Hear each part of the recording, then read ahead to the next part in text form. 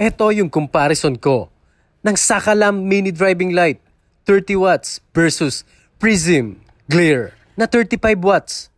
Unahin muna natin ang Prism Glare. Ito ay may 35 watts at may presyo na nasa 1,900 pesos. Ito yung itsura ng white light ng Prism Glare na 35 watts. Ito ay mayroong 15 watts base dito sa ating power supply.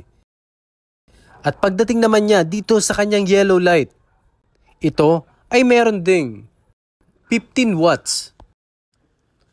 At dito sa kanyang combination light, combination ng white at yellow, ito ay meron na lang 14.7 watts. Yan po ay para sa single bulb. At nung pinagana natin yung dalawang bulb, ito yung lumabas dito sa ating power supply. Ito ay umaabot lang ng 31 watts. Yan po ay para sa dalawang bulb ng Prism Glare. At ito na, yung Sakalam ni Tolpa wiring.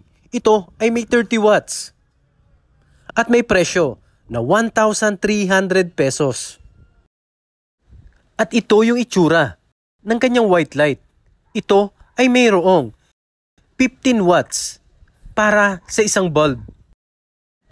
At ito naman yung kanyang yellow light. Halos parehas ito ng Prism. At ito ay meron ding 15 watts sa isang bulb. At pagdating niya dito sa kanyang mix light, ito ay meron na lang 14.4 watts. Yan po ay para sa Sakalam. At ito naman yung dalawang bulb ng Sakalam.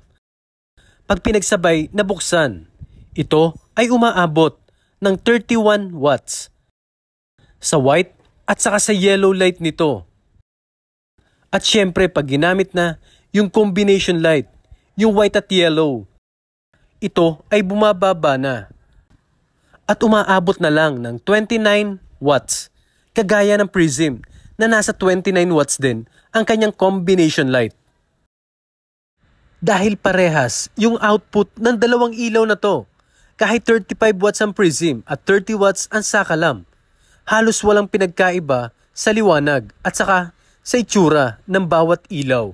Kagaya nitong white light, Prism yung nasa kaliwa at Sakalam naman yung nasa kanan. Pero wala kayong makikitang pagkakaiba. Ipapakita ko lang saglit yung setup ko ng ilaw. Ito yung Sakalam. At ito naman yung Prism. Parehas na nakailaw yung single bulb ng dalawa. At yan yung resulta ng ilaw. Para walang daya at makita nyo mismo yung kung ano ang gumagana. Dahil wala tayong makitang pagkakaiba sa dalawang ilaw na to. Baka dito pagdating sa ating lux meter. Dito makita natin, meron ba talagang pinagkaiba yung dalawang ito? Unahin muna natin yung dalawang ilaw ng Prism. Tignan natin kung gaano kalakas pag dalawang ilaw ng Prism yung pinapagana. Dito sa ating lux meter.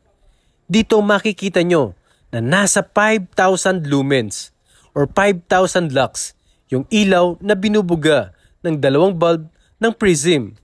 At pag isang bulb na lang yung gumagana, ito ay nasa 2,500 na lang.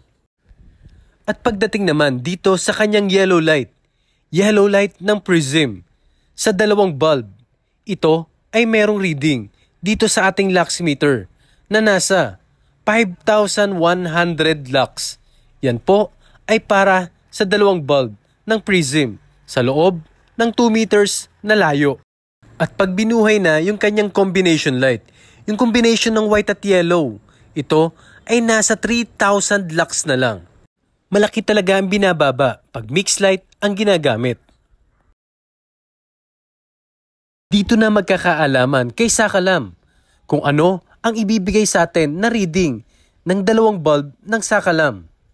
At dito sa kanyang white light, sa dalawang bulb, umaabot ito ng 5,700 lux.